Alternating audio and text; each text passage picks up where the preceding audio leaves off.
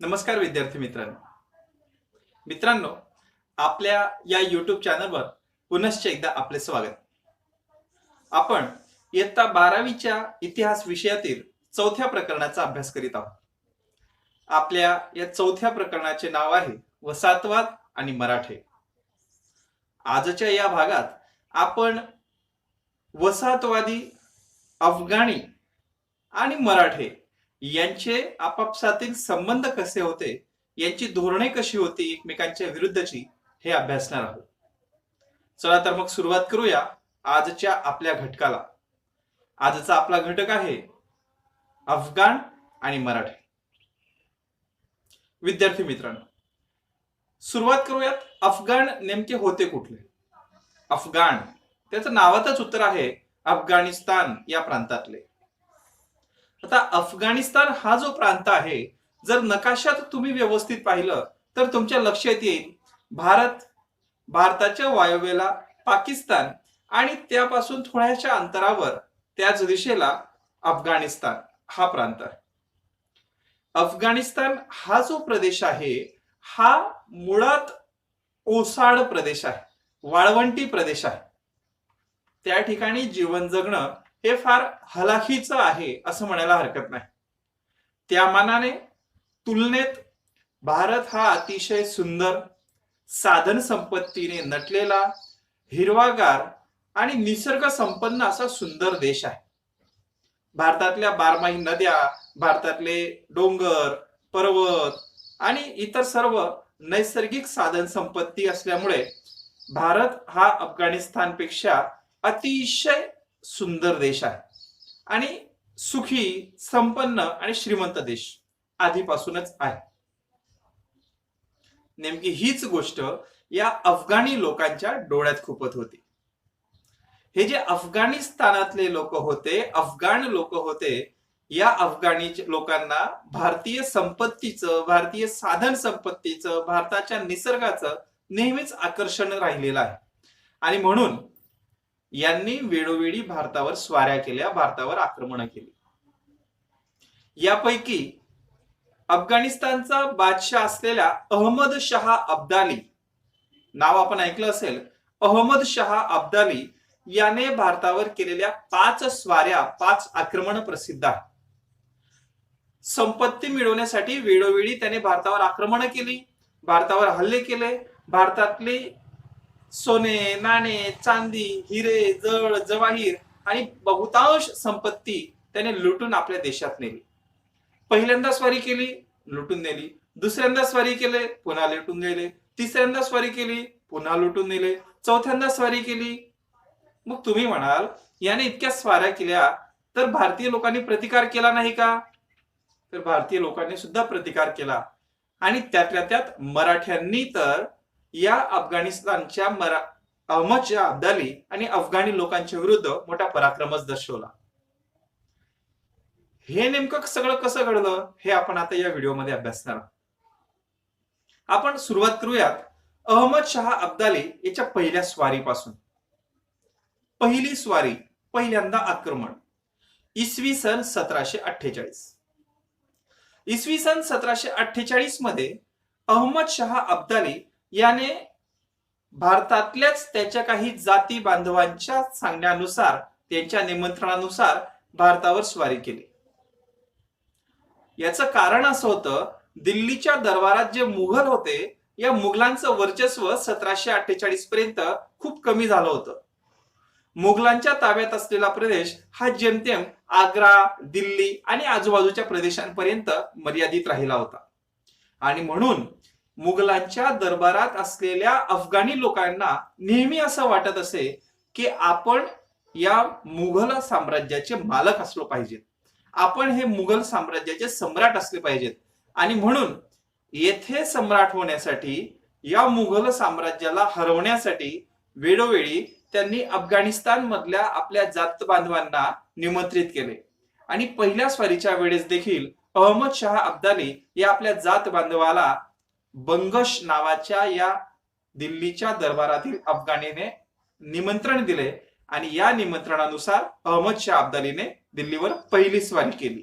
दिल्लीच्या दरबारात असलेल्या बंगशने, अहमद खान बंगशने जरी अहमद शाह अब्दालीला याला अफगाणिस्तानवरून इथे बोलवलेलं असलं तरी त्याच्या स्वप्नानुसार सर्व काही घडलं नाही. त्याचं असं स्वप्न होतं की अहमद शाह अब्दाली आपल्या मदतीला येईल आणि आपण भारतातले सर्व अफगाण बांधव एकत्र येऊ आणि दिल्लीच्या बादशाला सहज हरवून दिल्ली आपल्या ताब्यात घेऊ, मुघल साम्राज्याचा नाश करू आणि त्या ठिकाणी आपण सम्राट होऊ. पण असं काही घडलं नाही आणि या ठिकाणी या मुघल सैन्याने, बादशहाच्या सैन्याने या अहमद शाह अब्दालीच्या पहिल्या स्वारीच्या वेळेस एकत्र आलेल्या सर्व अफगाण्यांचा पराभव केला. अहमद शाह अब्दाली पहिल्या स्वारीच्या वेळेस आला आणि त्याचा पराभव झाला. म्हणजे त्याची पहिली स्वारी ही फोल ठरली. तो परत आपल्या मायदेशात निघून गेला, अफगाणिस्तानात निघून गेला. पण विद्यार्थी मित्रांनो, हा जो अहमद खान बंगश होता की जो दिल्लीच्या दरबारात होता, अफगाणी होता, हा काही स्वस्त बसायला तयार नव्हता. या बंगशने पुन्हा एकदा अहमद शाह त्याच्या देशात परत गेल्यानंतर पुन्हा एकदा अयोध्या, दिल्ली, पंजाब या ठिकाणच्या आपल्या अफगाण बांधवांना एकत्र करायला सुरुवात केली आणि एकत्र करून त्याने पुन्हा एकदा या दिल्लीच्या बादशाच्या विरुद्ध युद्ध पत्करलं आणि दिल्लीच्या बादशाला हरवायचं असं बेत केला. पण याही वेळेस मित्रांनो, दिल्लीच्या बादशाने म्हणजे मुघल बादशाने त्या काळात सर्वात प्रबळ, सर्वात शक्तिशाली अशी शक्ती असलेल्या मराठ्यांना आपल्या मदतीसाठी बोलावले. मराठा सैन्यातील शिंदे आणि होळकर हे दोन शक्ती त्या काळात खूप प्रसिद्ध होत्या, पराक्रमी होत्या आणि या सगळ्यांना, शिंदेंना आणि होळकरांना इतर सर्व सत्ता घाबरत होत्या. या शिंदे आणि होळकरांनाच मुघल बादशाने आपल्या मदतीला बोलवलं आणि अहमद खान बंगश याच्या नेतृत्वाखाली अफगाणांनी जे आक्रमण केलं, जे युद्ध केलं, ते लढलं आणि पुन्हा एकदा या अफगाण्यांचा पराभव केला. म्हणजे दुसऱ्यांदा सुद्धा हे अफगाणी हरले. बघा मित्रांनो, शिंदे आणि होळकर एकत्र आले आणि त्यांनी या अफगाणींचा पराभव केला. पुढे 1748 मध्ये पहिल्यांदा अहमद शाह अब्दाली आला होता, तो पराभूत झाला. अहमद खान बंगश याने दिल्लीतच दुसरी स्वारी केली बांधवांना एकत्र करून, तो सुद्धा पराभूत झाला. पुन्हा एकदा तिसऱ्यांदा 1749 साली, बघा तिसऱ्यांदा 1749 साली पुन्हा एकदा या अहमद शाह अब्दालीने भारतावर आक्रमण केलं. ही त्याची दुसरी स्वारी. अहमद शाह अब्दालीची दुसरी स्वारी केव्हा झाली? 1749 साली झाली. त्याने पंजाब आणि आजूबाजूच्या प्रदेशात आक्रमण केले, संपत्ती लुटून नेली आणि पुन्हा तो आपल्या मायदेशात निघून गेला.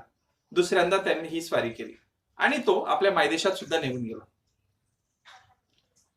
पुन्हा पुन्हा असं घडत होतं आणि मुघल सैन्य, मुघल शासन, मुघल सम्राट आता अकार्यक्षम राहिलेला होता. औरंगजेबानंतरचे त्याचे जे वंशज होते ते कर्तबगार नव्हते, अकार्यक्षम होते.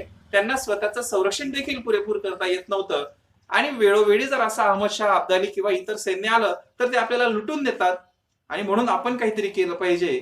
या हेतूने मुघलांनी त्या काळात सर्वोच्च शक्ती असलेल्या मराठा शासकांशी एक करार केला, मराठ्यांशी एक करार केला. तो करार म्हणजेच मराठा आणि मुघल करार. मराठा मुघल करार केव्हा झाला? तर 1752 साली झाला. या मराठा मुघल करारानुसार मराठ्यांनी या कुचकामी झालेल्या मुघलांचं संरक्षण करायचं, मुघलांच्या प्रदेशाचं संरक्षण करायचं आणि त्याच्या बदल्यात मुघलांनी मराठ्यांना पैसे द्यावेत, काही प्रदेश द्यावा की जो कायम आता मराठ्यांचा होऊन जाईल. शिवाय रोहिलखंडात, की ज्या रोहिलखंडात हे अफगाणी राहत होते, अयोध्येच्या उत्तरेकडे हा प्रदेश आहे, या रोहिलखंडात कायमस्वरूपीचे चौथाई वसूल करण्याचे म्हणजे टॅक्स वसूल करण्याचे 1/4 टॅक्स मिळण्याचे अधिकार मराठ्यांना दिले. मराठ्यांनी मुघलांचं रक्षण करायचं, त्याच्या बदल्यात पैसे मिळवायचे, काही प्रदेश मिळवायचा आणि चौथाई म्हणजे टॅक्स सुद्धा मिळवायचा. असा हा करार झाला आणि या करारानुसार आता या कुचकामी मुघलांचं रक्षण करण्याची जबाबदारी मराठ्यांवर आली. म्हणजेच मुघलांचं रक्षण मुघल सम्राटाचं रक्षण आता मराठे करणार होते. आधीपासूनच 2 स्वाऱ्या अहमद शाह अब्दालीच्या झाल्या होत्या. त्यावेळेस मुघल बादशाह सुदैवाने वाचला होता आणि याच्या पुढे त्याला वाचवण्याचं कार्य कोण करणार होते, तर मराठे करणार होते. आणि अशातच पुन्हा एकदा तिसरी स्वारी अहमद शाह अब्दालीने केली. पहिली स्वारी, दुसरी स्वारी आणि आता तिसरी स्वारी. तिसरी स्वारी केव्हा झाली, तर 1757 या साली अहमद शाह अब्दालीने तिसरी स्वारी केली. आणि या तिसऱ्या स्वारीच्या वेळेस तो पंजाब प्रांत आणि आजूबाजूचा प्रदेश जिंकून घेत होता, इथली संपत्ती लुटत होता. आणि ही तिसऱ्या फेरीच्या वेळेस त्याने दिल्ली लुटले, मथुरा लुटले, आजूबाजूच्या प्रदेशांमध्ये अनन्वित अत्याचार केले, लोकांचे छळ केले, संपत्ती लुटून दिली, सोने, नाणे, चांदी, मंदिरे, मंदिरांमधली संपत्ती, मंदिरांमधल्या मूर्त्या, सर्व काही त्याने लुटून दिलं. प्रचंड संहार त्याने भारतात माजवला.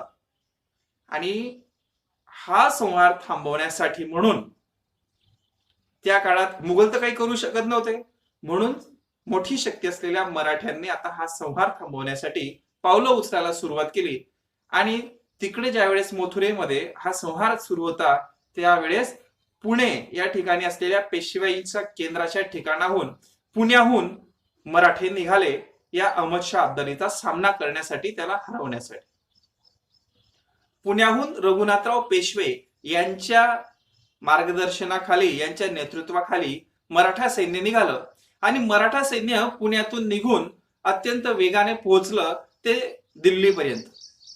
पण मराठा सैन्य जोपर्यंत दिल्लीला पोहोचतं तोपर्यंत अहमद शाह अब्दाली ही सर्व लूट करून दिल्लीहून त्याच्या मायदेशात निघून गेला होता. म्हणजे मराठे पोहोचले दिल्लीला तोपर्यंत अहमद शाह अब्दाली अफगाणिस्तानला निघून गेला. पण दिल्लीला पोहोचल्यानंतर मराठे काही स्वस्त बसले नाही. जी दिल्ली या अहमद शाह अब्दालीने आपल्या ताब्यात घेतली होती, ती दिल्ली पुन्हा एकदा मराठ्यांनी जिंकून घेतली. बघा, मराठ्यांची शक्ती ही इतपत पोहोचली होती की त्यांनी दिल्ली जिंकून घेतली. दिल्लीचं तख्त काबीज केलं मराठ्यांनी. मराठे एवढ्यावरच थांबले नाहीत, तर मराठ्यांनी दिल्ली पासून आता पुढे उत्तरेकडे कूच करायला सुरुवात केली. दिल्ली जिंकली, दिल्लीचा पुढचा प्रदेश जिंकला नव्हे, आता पाकिस्तानमध्ये असलेल्या लाहोर पर्यंत मराठ्यांनी मजल मारली आणि लाहोर सुद्धा मराठ्यांनी जिंकून घेतले. म्हणजे या अब्दालीच्या पाठीमागे जाता जाता दिल्ली जिंकली, दिल्लीचा पुढचा प्रदेश जिंकला, दिल्लीच्या पुढे आता लाहोर आहे, लाहोर सुद्धा मराठ्यांनी जिंकून घेतलं. मराठ्यांच्या पराक्रमाची शर्थ झाली. मराठ्यांनी मोठा पराक्रम केला आणि लाहोर सुद्धा जिंकून घेतले. आता लाहोर कडून पुढे अहमद शाह अब्दालीच्या अफगाणिस्तानकडे जात असताना रस्त्यामध्ये अटक नावाचं एक शहर आहे. या अटक नावाच्या शहरापर्यंत मराठ्यांनी मजल मारली आणि म्हणून म्हटलं जातं मराठ्यांनी अटके पार झेंडे लावले. मराठ्यांनी अटके पार झेंडे लावले हे त्यांच्या सर्वोच्च पराक्रमाचं प्रतीक मानलं जातं. आज सुद्धा जर कोणी मोठा पराक्रम केला तर वाक्प्रचार आणि म्हण म्हणून वापरली जाते की अटके पार झेंडे लावणे. यांनी अटके पार झेंडे लावले म्हणजेच मराठ्यांनी त्या काळात जेवढा पराक्रम केला होता तेवढाच पराक्रम करणे. अटके पार मराठ्यांनी झेंडे फडकवले. अफगाणिस्तानकडे जात असताना या अटक शहरापर्यंत मराठ्यांनी स्वतःचं साम्राज्य निर्माण केलं. विद्यार्थी मित्रांनो, मराठा शक्तीचा, मराठा कर्तृत्वाचा, मराठा नेतृत्वाचा हा सर्वोच्च परमबिंदू आपल्याला म्हणता येऊ शकतो. कटक पर्यंत पोहोचल्यानंतर रघुनाथराव आणि मराठा सरदार, मराठा शासन, मराठा साम्राज्यातील काही अधिकाऱ्यांनी पुन्हा आपल्या पुण्याकडे परतायचा निर्णय घेतला. इथपर्यंतच आपलं जे साम्राज्य जिंकलं गेलं ते साम्राज्य जिंकून पुण्याकडे परत येण्याचा निर्णय ज्यावेळेस रघुनाथरावांनी घेतला त्यावेळेस मात्र मराठ्यांची, रघुनाथरावांची थोडीशी चूक झाली. जिंकलेल्या या सर्व प्रदेशाची जबाबदारी व्यवस्थित काहीतरी व्यवस्था लावून त्यांनी परत यायला पाहिजे होतं. पण अशी व्यवस्थित काही व्यवस्था न लावता मराठे परत पुण्यात आले आणि याचा परिणाम असा झाला की पुन्हा काही वर्षांनी 1758 साली म्हणजे 1-1.5 वर्षाच्या आतच पुन्हा एकदा या अहमद शाह अब्दालीने आपली चौथी स्वारी भारतावर केली. मराठे अटकपासून पुण्यात येत आले तोपर्यंत त्या अहमद शाह अब्दालीने पुन्हा एकदा भारतात आक्रमण केलं आणि आपली चौथी स्वारी केली. या चौथ्या स्वारीच्या वेळेस अहमद शाह अब्दाली ज्या वेळेस दिल्लीकडे येत होता त्यावेळेस मराठा सैन्यापैकी सर्वात शक्तिशाली, सर्वात जास्त कर्तृत्ववान आणि ज्यांचं कर्तृत्व, ज्यांचं युद्ध कौशल्य हे त्या काळात अतिशय महत्वाचं मानलं गेलं, ज्याचा इतिहासाने मोठा गौरव केलेला आहे, इतिहासात सुवर्णाक्षरांनी लिहिला गेलेला आहे, असा हा पराक्रम, कर्तृत्व गाजवणारा एक प्रसंग या काळात घडला. 1758 मध्ये ज्यावेळेस अहमद शाह अब्दालीने आपली चौथी स्वारी केली, त्यावेळेस दिल्लीत त्याच्या समोर मराठे उभे राहिले त्याच्या विरुद्ध लढायला, आणि त्या मराठा सरदारांचं नाव होतं जनकोजी शिंदे आणि दत्तोजी शिंदे. दत्तोजी शिंदे आणि जनकोजी शिंदेंनी मोठा पराक्रम या ठिकाणी दाखवला, आपल्या पराक्रमाची शर्त केली, युद्धाची शर्त केली, आणि या अहमद शाह अब्दालीला अतिशय सडोकी पोळो करून सोडले. पण दुर्दैवाने या ठिकाणी दत्तोजी शिंदे यांना वीरमरण आलं. दत्तोजी शिंदे या युद्धात शहीद झाले, त्यांना वीरमरण आलं. पण विद्यार्थी मित्रांनो, या ठिकाणचा एक प्रसंग मी तुम्हाला सांगू इच्छितो की तो मराठा इतिहासात सुवर्णाक्षरांनी लिहून ठेवलेला आहे, आणि तो मराठ्यांच्या स्वाभिमानाचं प्रतीक मानला जातो. तो म्हणजेच ज्यावेळेस दत्तोजी शिंदे रणांगणावर मरणासन्न अवस्थेत होते, आता त्यांचा मृत्यू जवळ आहे अशा अवस्थेत होते, त्यावेळेस हा एक अफगाण बादशाह सरदार त्यांच्या जवळ आला आणि त्याने दत्तोजी शिंदेना विचारलं, क्यों अब क्या करोगे और भी लढोगे, असा प्रश्न ज्यावेळेस त्यांना विचारला गेला, त्यावेळेस आपल्या मरणाच्या दारात उभे असलेल्या दत्तोजी शिंदेंनी आपल्या स्वाभिमानी बाण्याने उत्तर दिले, बचेंगे तो और भी लढेंगे. विद्यार्थी मित्रांनो, बचेंगे तो और भी लढेंगे या दत्तोजी शिंदे यांच्या उद्गाराने, की जे प्रत्यक्ष मृत्यूच्या दारात उभे आहेत, या दत्तोजी शिंदेच्या या उद्गाराने अहमद शाह अब्दाली आणि अफगाणी सैन्याने अक्षरशः मराठ्यांच्या पराक्रमाचा हा नमुना पाहून तोंडात बोटं घातली.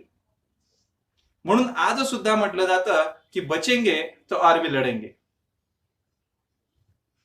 या ठिकाणी दुर्दैवाने दत्तोजी शिंदे शहीद झाले, त्यांना वीरमरण आलं, आणि ही लढाई मराठे हरले, मराठ्यांचा पराभव झाला, आणि या अहमद शाह अब्दालीच्या सैन्याने दिल्ली जिंकली. मित्रांनो, अहमद शाह अब्दालीच्या सैन्याने आता दिल्ली जिंकली, आणि ही बातमी जेव्हा पुण्यात पोहोचली, पेशव्यांपर्यंत ही बातमी पोहोचली, त्यावेळेस आता मात्र या अब्दालीचा काय तो कायमचा निर्णय घ्यावा आणि अब्दालीला कायमचा संपवावा, हा निर्णय करून पुण्याहून मराठा सैन्य निघालं उत्तरेच्या दिशेने, दिल्लीच्या दिशेने, ते म्हणजे अहमद शाह अब्दालीला कायमचा संपवण्यासाठी. या अफगाण लोकांचा अब्दालीचा कायमचा काटा काढावा या उद्देशाने पुण्याहून सैन्य निघालं. पुण्याहून निघालेल्या सैन्याचं नेतृत्व त्यावेळेस केलं सदाशिवराव भाऊ पेशवे आणि विश्वासराव भाऊ यांनी. विश्वास भाऊ आणि सदाशिवराव भाऊ पेशवे यांच्या नेतृत्वाखाली निघालेले हे सैन्य उत्तरेकडे येत असताना 14 जानेवारी 1761 रोजी, या दिवशी संक्रांत होती विद्यार्थी मित्रांनो, 14 जानेवारी 1761 रोजी एकमेकांच्या विरुद्ध हे उभे राहिले. अहमद शाह अब्दाली आणि मराठ्यांचं सैन्य या 14 जानेवारीच्या संक्रांतीच्या दिवशी 1761 मध्ये एकमेकांच्या विरुद्ध युद्धासाठी उभं राहिलं. हा जो प्रदेश होता तो प्रदेश होता पानिपत. पानिपत हे उत्तरेतलं एक ठिकाण आहे, उत्तर भारतात हे आज सुद्धा आहे. या पानिपत या ठिकाणी हे दोघं सैन्य एकमेकांच्या विरुद्ध लढण्यासाठी उभे राहिले.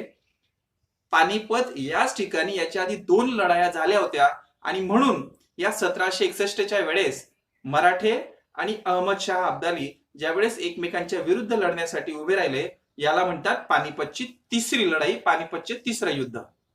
हे जे पानिपतचं तिसरं युद्ध आहे हे कोणात झालं, तर अहमद शाह अब्दाली आणि मराठे.